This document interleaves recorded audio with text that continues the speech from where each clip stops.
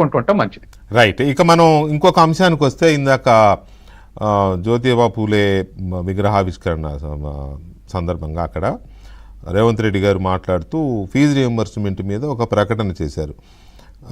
దాంట్లో ఏంటంటే ఇప్పటికే వేల కోట్ల రూపాయల ఫీజు రియంబర్స్మెంట్ బకాయిలు పేరుకుపోయినాయి. కళాశాలలు ఇబ్బంది పడుతున్నాయి. ఇబ్బంది పడట్లేదని మనం చెప్పడానికి లేదు. కొన్ని కళాశాలలు అయితే నడవడానికే జీతాలు ఇవ్వకుండా సిబ్బందికి, వాళ్ళు మెయింటెనెన్స్ లేక వాళ్ళు కొంత మూసేశారు కూడా, కొన్ని అమ్మేసుకుంటున్నారు. ఇక విద్యార్థులకైతే చుక్కలు చూపిస్తున్నారు సర్టిఫికెట్లు ఇవ్వకుండా.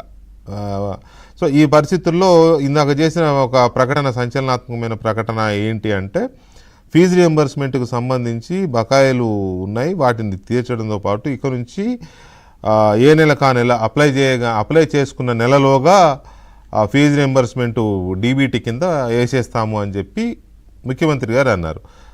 అది ముందుగానే కొంత ఇస్తారు అనే ఒక మెసేజ్ కన్వే అయింది. నేను డిబేట్ మనం చేస్తున్నప్పుడే ప్రోమో చూసి ముఖ్యమంత్రి కార్యాలయం నుంచి నాకు ఫోన్ చేశారు. ఫోన్ చేసి అది ముందుగా ఇవ్వడం కాదు, అప్లై చేసుకున్న నెల రోజుల్లోగా ఇస్తారు అని చెప్పి ముఖ్యమంత్రి గారి కార్యాలయం నుంచి నాకు ఒక ఫోన్ కాల్ వచ్చింది. దాంతోపాటు ఇప్పుడు ఒకసారి ఆయన ఏమన్నారో అది కూడా ఒకసారి స్పష్టంగా విందాం.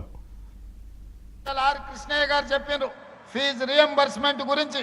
గతంలో జరిగిన అవకతవకలను వదిలేస్తే ఈ విద్యా సంవత్సరం నుంచి అడ్వాన్స్ గా బ్యాంకు ఖాతాలో డబ్బులు రెడీగా పెడుతున్నాం. ప్రతి సంవత్సరం 2400 కోట్ల రూపాయల ఫీజు రియంబర్స్మెంట్ అడగకుండానే మీ ఖాతాలలో వేసి ఎవరి దగ్గర మీరు చెయ్యి సాల్సిన అవసరం లేదు. పారదర్శకంగా ప్రక్షాళనతో ఈ రోజు మీ ఫీజు రియంబర్స్మెంట్ అమలు చేయడానికి ఈ ప్రభుత్వం నిర్ణయం తీసుకున్నది.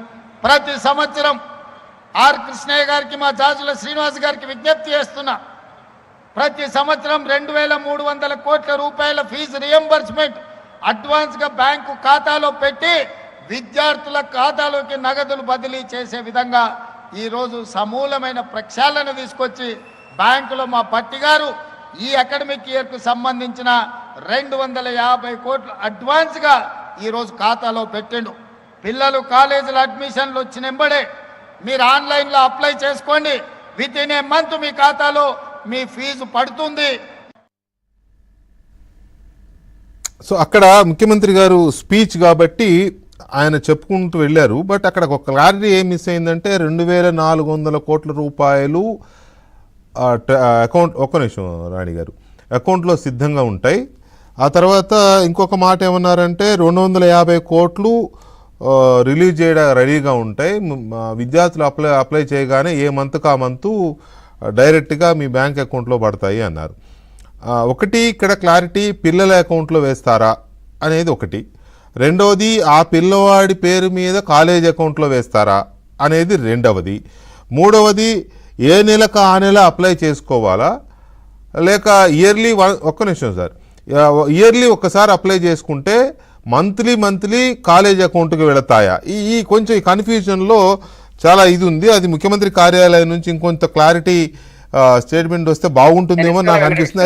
అయితే ఒక్క నిమిషం సార్, అయితే దీని మీద మా కరెస్పాండెంట్ నర్సింగ్ ఇంకొన్ని డీటెయిల్స్ ఇస్తారు. అసలు ఏంటి ఈ స్టేట్మెంట్ యొక్క ఇన్డెప్త్ ఇదేంటి అనేది చెప్తారు ఒకసారి. నర్సింగ్, ముఖ్యమంత్రి గారు చేసిన ఈ ప్రకటన 2400 కోట్ల రూపాయలు పర్ ఇయర్ ఫీజు రియంబర్స్మెంట్కి చేయాల్సిన డ్యూస్ కదా?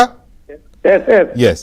ఆయన అన్నది 2400 కోట్ల రూపాయలు అకౌంట్లో రెడీగా పెడతాము, 250 కోట్ల రూపాయలు అంటే నెలకు 250 కోట్ల రూపాయలు రెడీగా ఉంటాయి. మీరు అప్లై చేసుకున్న వెంటనే మీరు అప్లై చేసుకున్న నెలలోగా మీ అకౌంట్కి వచ్చే విధంగా 250 కోట్లు పెడుతున్నాం అన్నారు.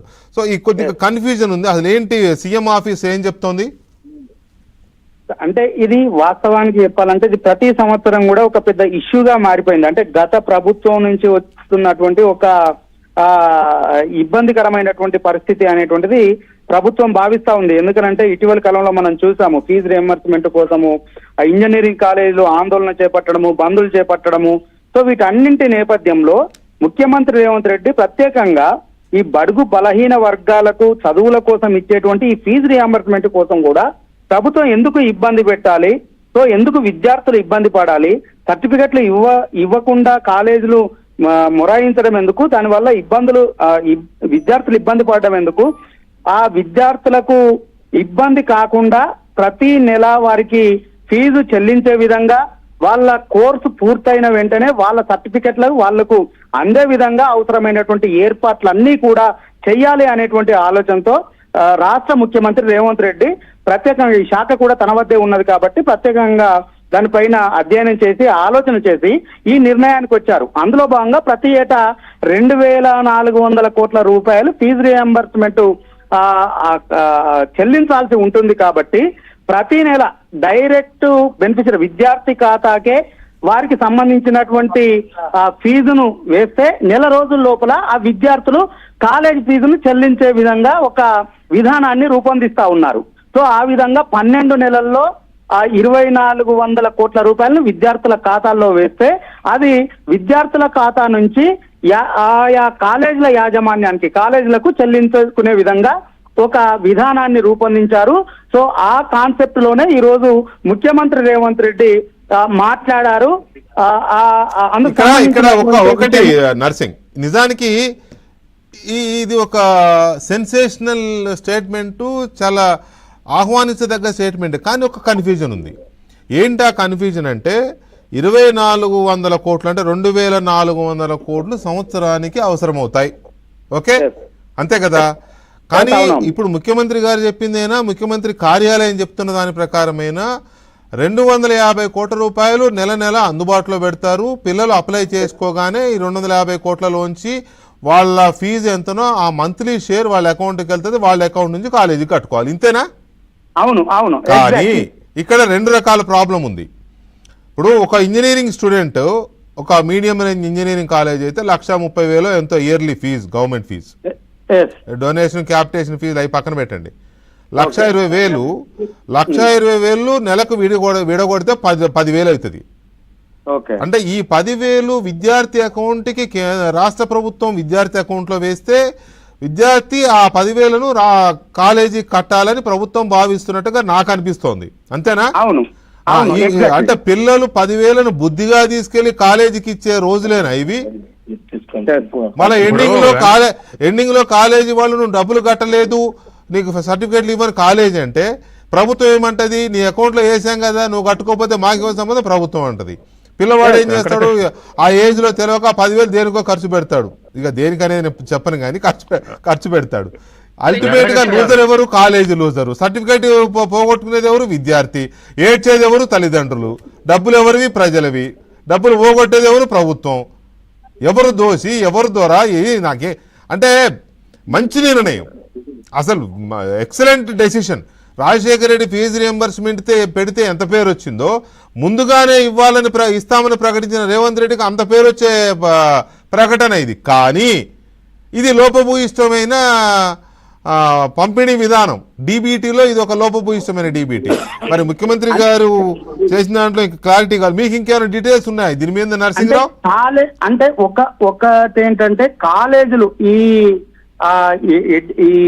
అడ్మిషన్ల విషయంలో, విద్యార్థుల అడ్మిషన్లకు సంబంధించినటువంటి విషయంలో కొన్ని కాలేజీలు కొంతమంది విద్యార్థుల డూప్లికేషన్ అడ్మిషన్ల పేరుతో ఈ స్కాలర్షిప్లని, ఈ ఫీజు రియంబర్స్మెంట్ ని కొంత మిస్యూజ్ చేస్తున్నది అనేటువంటిది ఒక ప్రభుత్వం వద్ద ఉన్నటువంటి సమాచారం. ఈ నేపథ్యంలో ఆ నిధులు తప్పుదోవ పట్టకుండా ఉండాలనంటే నిజాయితీగా ఎవరైతే విద్యార్థి చదువుతున్నాడో అతని ఖాతాలో వేస్తే ఖచ్చితంగా అతనికి చదువు పట్ల పర్ఫెక్ట్ గా ముఖ్యమంత్రి గారు ఆలోచిస్తున్నది 100% కరెక్టే. ఎందుకంటే కొన్ని కాలేజీలు దొంగ నేమ్స్ పెట్టి విద్యార్థులు లేకపోయినా వేరే వేరే డూప్లికేట్ నేమ్స్ పెట్టి ఆ పేర్ల మీద ఫీజు రియంబర్స్మెంట్ తీసుకుంటున్నాయి. కొన్ని కాలేజీలు ఏమో అసలు దానికోసమే పుట్టినట్టుగా ప్రవర్తిస్తున్నాయి, కొన్ని కాలేజీలు ఏమో మూసేస్తున్నాయి, రకరకాలు ఉన్నాయి.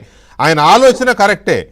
ఫీజు ప్రభుత్వము మిస్యూజ్ అవ్వకుండా ఎవరైతే అప్లై చేశారో వాళ్ళ అకౌంట్ ద్వారానే వెళ్ళాలనేది కూడా మంచి నిర్ణయం.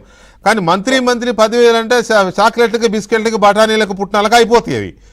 అక్కడ ఇబ్బంది అయ్యే ప్రమాదం ఉంది అనేది మనం ఒకసారి ఆలోచిద్దాం. సత్యం గారు, ఒక చిన్న బ్రేక్ తర్వాత ఇది చాలా ఐ థింక్ ఇది ప్రాక్టికల్ అండ్ వాల్యుబుల్ డిబేట్ అని నేను ఫీల్ అవుతున్నాను. ఒక చిన్న బ్రేక్ తర్వాత మాట్లాడదాం.